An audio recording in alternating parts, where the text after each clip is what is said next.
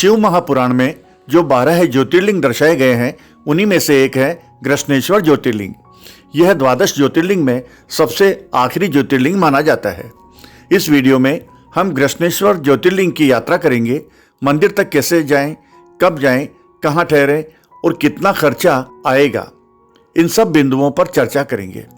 आप वीडियो के अंत तक हमारे साथ बने रहिएगा। वीडियो को लाइक और शेयर करना नहीं भूलें और यदि अभी तक चैनल को सब्सक्राइब नहीं किया हो तो सब्सक्राइब करते हुए घंटी का बटन भी दबा दें ताकि आपको हमारे अगले वीडियो का नोटिफिकेशन तुरंत मिल जाए। धन्यवाद। महाराष्ट्र में औरंगाबाद के नज़दीक दौलताबाद से 11 किलोमीटर दूर वेरूल गांव के पास स्थित है कृष्णेश्वर महादेव का मंदिर। कुछ लोग इसे घुश्मेश्वर के नाम से भी पुकारते हैं। बौद्ध भिक्षुओं द्वारा निर्मित एलोरा की प्रसिद्ध गुफाएं इस मंदिर के समीप ही स्थित है। इस मंदिर का निर्माण देवी अहिल्याबाई होलकर ने करवाया था। औरंगाबाद शहर से इसकी दूरी करीब 30 किलोमीटर है। कृष्णेश्वर मंदिर कैसे जाएं? वीडियो में आगे बढ़ने से पहले हम बात करेंगे कि आप श्री कृष्णेश्वर ज्योतिर्लिंग मंदिर के लिए अपने शहर से औरंगाबाद तक कैसे पहुंचेंगे। औरंगाबाद महाराष्ट्र के प्रमुख महानगरों में से एक है, इसलिए देश के किसी भी भाग से सड़क, रेल और हवाई जहाज से यहां तक पहुंचने के लिए बहुत अच्छी सुविधाएं उपलब्ध है। रेल द्वारा औरंगाबाद के लिए देश के कई हिस्सों से सीधे ट्रेन की सुविधा उपलब्ध है। अगर आपके शहर या राज्य से औरंगाबाद के लिए सीधे यह सुविधा नहीं है तो आप पहले मनमाड़ पहुंच सकते हैं और फिर मनमाड़ से ही दूसरी ट्रेन पकड़कर औरंगाबाद जा सकते हैं। मनमाड़ में रेलवे का एक बड़ा जंक्शन है। ये जंक्शन मनमाड़ को पुणे, मुंबई, नांदेड़, नासिक और औरंगाबाद जैसे महाराष्ट्र और देश के कई प्रमुख शहरों से जोड़ता है। मनमाड़ से आपको औरंगाबाद के लिए कई ट्रेनें मिल जाएगी। तो यात्रा को आगे बढ़ाते हुए बता दें कि जब आप औरंगाबाद स्टेशन पर उतरते हैं और यहाँ से श्री कृष्णेश्वर मंदिर के लिए बस से जाना चाहते हैं तो आपको यहाँ के सेंट्रल बस स्टैंड के लिए करीब 2 किलोमीटर दूर जाना होगा। बस स्टैंड तक ऑटो रिक्शा बुक करके जाने पर करीब 60 रुपये और शेयरिंग ऑटो से करीब 20 रुपये देने होते हैं। औरंगाबाद के इस सेंट्रल बस स्टैंड से वेरूल तक यानी श्री कृष्णेश्वर मंदिर तक जाने के लिए महाराष्ट्र रोडवेज बसों की अच्छी सुविधा है। सेंट्रल बस स्टैंड से मंदिर तक करीब 25-30 रुपये प्रति सवारी के हिसाब से किराया देना होता है। लेकिन अगर आप स्टेशन से सीधे श्री कृष्णेश्वर मंदिर के लिए टैक्सी या कार की सुविधा लेना चाहते हैं तो इसके लिए आपको यहाँ छोटी गाड़ी यानी 4 सीटर टैक्सी या कार के करीब 1400 रुपये और इनोवा जैसी बड़ी टैक्सी गाड़ी के 2000 रुपये तक भी देने पड़ सकते हैं। एक ऑप्शन ये भी है कि आप औरंगाबाद से लोकल बस जो कनाड़ विलेज के लिए जाती है उससे एलोरा पहुंच जाएं। एलोरा केव देखने के बाद आप वहां से भी कृष्णेश्वर टेम्पल जा सकते हैं जो करीब 1-1.5 किलोमीटर ही दूर है। आप यहां से ऑटो लेकर आसानी से मंदिर तक पहुंच सकते हैं। शेयरिंग ऑटो का किराया पर पर्सन 20 रुपये और सेपरेट ऑटो का किराया 60-70 रुपये है। आप चाहें तो औरंगाबाद से ऑटो लेकर भी सीधे मंदिर तक पहुंच सकते हैं, मर्जी है आपकी। सड़क मार्ग।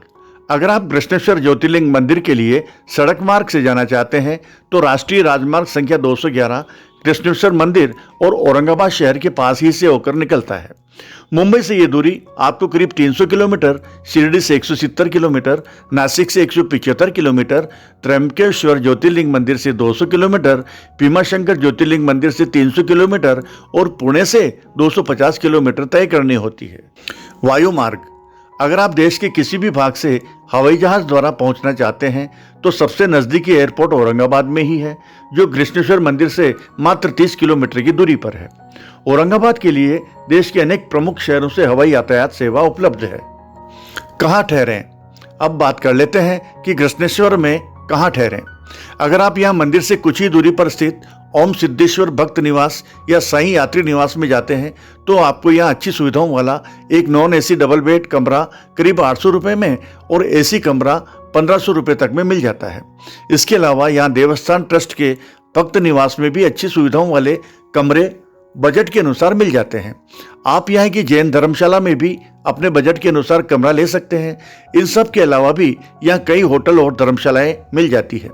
आप चाहें तो औरंगाबाद और दौलताबाद में भी ठहर सकते हैं। यहाँ भी बजट के अनुसार अनेकों छोटे बड़े होटल मिल जाएंगे। कृष्णेश्वर और उसके आसपास चाय नाश्ता और भोजन के लिए कई रेस्टोरेंट हैं, जहां आपको शुद्ध और शाकाहारी खाना वाजिब कीमत पर मिल जाएगा। आप यहां 100-150 रुपए में आराम से भोजन कर सकते हैं। आप चाहें तो जिस होटल या भक्त निवास में रुकते हैं वहां भी चाय नाश्ते और भोजन की सुविधा का लाभ ले सकते हैं। दर्शन व्यवस्था। श्री घृष्णेश्वर ज्योतिर्लिंग मंदिर भगवान शिव का अति प्राचीन और विश्व प्रसिद्ध मंदिर है। इसलिए सावन के महीने में या फिर शिवरात्रि जैसे कुछ विशेष अवसरों पर यहाँ अधिकतर नजदीक से आने वाले और स्थानीय श्रद्धालुओं की भीड़ अन्य दिनों के मुकाबले बहुत अधिक देखने को मिलती है। इसलिए अगर आप अपने परिवार के बच्चों और बुजुर्गों के साथ यहाँ अच्छी और यादगार यात्रा पर जाना चाहते हैं तो कोशिश करें कि ऐसे कुछ विशेष अवसरों को छोड़कर ही अपना यात्रा कार्यक्रम बनाएं।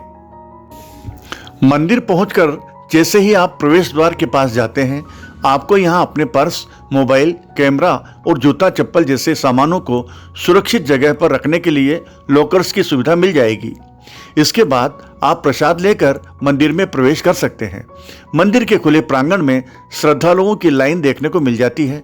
आम दिनों में यहाँ श्रद्धालुओं की बहुत अधिक भीड़ नहीं मिलती, अतः अधिक से अधिक आधा या पौना घंटे में आराम से दर्शन हो जाते हैं। मंदिर के सभा मंडप के पास पहुंचकर महिलाओं और पुरुषों की 2 अलग अलग लाइनें हो जाती है। सभा मंडप में प्रवेश करने के बाद और गर्भगृह में प्रवेश करने से पहले सभी पुरुष श्रद्धालुओं को परंपरा के अनुसार अपना शर्ट या कुर्ता उतार कर ही गर्भगृह में प्रवेश करना होता है। इस मंदिर को सबसे अधिक इसकी आकर्षक शिल्प कारीगरी के लिए भी जाना जाता है और इस मंदिर की शिल्प कारीगरी जितनी आकर्षक और मनमोहक है, उतना ही क्रूरता से भरा इसका इतिहास भी रहा है। औरंगजेब के समय में इस मंदिर को भारी क्षति पहुंचाई गई थी, लेकिन इसके बाद यहाँ एक बार फिर से मराठा राज कायम होने के बाद इस मंदिर को फिर से खड़ा किया गया। इसका पुनर्निर्माण 16वीं शताब्दी में छत्रपति शिवाजी के दादा मालोजी भोसले द्वारा किया गया था और फिर 18वीं शताब्दी में देवी अहिल्याबाई होलकर के शासनकाल में इस मंदिर का पूर्ण रूप से जीर्णोद्धार किया गया था। आज जिस संरचना को हम देख पा रहे हैं, यह वही संरचना है जिसका निर्माण देवी अहिल्याबाई होलकर ने स्वयं अपने समय में करवाया था। इसके सभा मंडप में प्रवेश के लिए 3 द्वार है, जिसमें से एक द्वार महाद्वार कहलाता है और अन्य 2 द्वारों को पक्ष द्वार कहते हैं।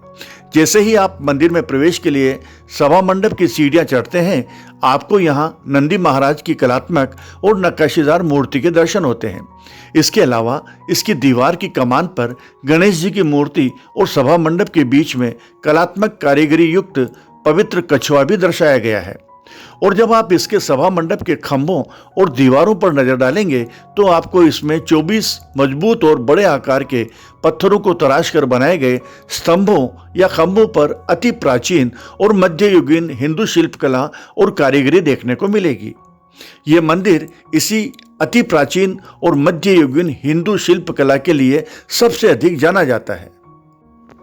मंदिर में गर्भगृह का आकार 17 बाई 17 फीट का है, जो अन्य ज्योतिर्लिंग मंदिरों के गर्भगृहों की अपेक्षा देखने में खुला और बड़ा भी है।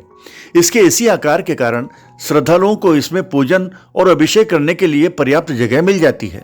इसके अलावा गर्भगृह के अंदर ज्योतिर्लिंग यानी शिवलिंग का आकार भी देखने में अन्य ज्योतिर्लिंगों से थोड़ा बड़ा है।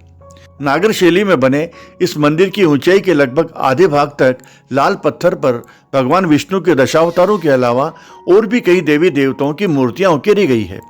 पुरातत्व, ऐतिहासिक और नागर वास्तुकला की दृष्टि से यह मंदिर हिंदू धर्म के लिए बहुत ही महत्वपूर्ण माना जाता है। इसके अलावा मंदिर के परिसर में मुख्य मंदिर के अलावा अन्य कई छोटे बड़े मंदिर भी हैं। और अब हम बात करेंगे उस शिवालय तीर्थ कुंड या पोखर की, जिसकी पौराणिक कथा इस ज्योतिर्लिंग मंदिर से जुड़ी हुई है। पौराणिक युग का यह शिवालय कुंड मंदिर से करीब 400 मीटर की दूरी पर स्थित है। ये वही शिवालय तीर्थ है जिसके किनारे पर भगवान शिव की परम भक्त घुष्मा प्रतिदिन पूजा किया करती थी। घुष्मा की भक्ति से प्रसन्न होकर भगवान शिव ने यहाँ ज्योतिर्लिंग के रूप में स्थापित होने का वचन दिया था। आज यहाँ मंदिर के पास हम जिस पौराणिक युग के पवित्र शिवालय तीर्थ कुंड को आकर्षक, नक्काशीदार और विशेष आकार और प्रकार के रूप में देखते हैं, उस शिवालय कुंड को भी देवी अहिल्याबाई होलकर ने ही 18वीं शताब्दी के अपने शासनकाल में मंदिर के जीर्णोद्धार के साथ साथ इसे भी नक्काशीदार पत्थरों की सहायता से सुंदर और आकर्षक रूप से सजाया था।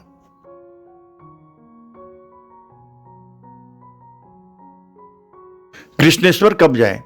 वैसे तो आप 12 माह किसी भी मौसम में कृष्णेश्वर मंदिर जा सकते हैं, लेकिन अगर आपके साथ परिवार के बच्चे और बुजुर्ग भी हों तो ऐसे में आप यहां अक्टूबर से फरवरी मार्च के महीनों में जाने का प्रयास करें। आसपास के प्रमुख दर्शनीय स्थल। एलोरा केव इस मंदिर से मात्र 1.5 किलोमीटर की दूरी पर स्थित है। सन 600 से 1000 ईस्वी काल में पहाड़ को काटकर बनाई गई विश्व प्रसिद्ध एलोरा गुफाएं, ये यूनेस्को द्वारा घोषित विश्व धरोहरों में शामिल है। आपको एलोरा की गुफाएं जरूर देखनी चाहिए। मंदिर से इनकी दूरी केवल 1.5 किलोमीटर ही है। दौलताबाद का किला, यहाँ से 13 किलोमीटर दूर दौलताबाद का किला देखने काबिल है। इसे देवगिरी भी कहते हैं। किले का इतिहास भी रोचक है और बनावट तो देखते ही बनती है। औरंगाबाद, इसके अलावा यहाँ से लगभग 30 किलोमीटर की दूरी पर औरंगाबाद में भी अनेक दर्शनीय स्थल है, जिनमें औरंगजेब की पत्नी रबिया दुरानी का मकबरा भी फेमस है। इसे बीबी का मकबरा कहते हैं और यह ताजमहल जैसा होने के कारण पश्चिम का ताजमहल भी कहलाता है। तो बनाइए प्रोग्राम और ज्योतिर्लिंग यात्रा की श्रृंखला में कृष्णेश्वर ज्योतिर्लिंग के भी दर्शन कर आइए। आपको हमारा ये वीडियो कैसा लगा, कृपया कमेंट्स बॉक्स में कमेंट्स करें। वीडियो को लाइक और शेयर करना नहीं भूलें और चैनल को सब्सक्राइब अवश्य कर लें। धन्यवाद।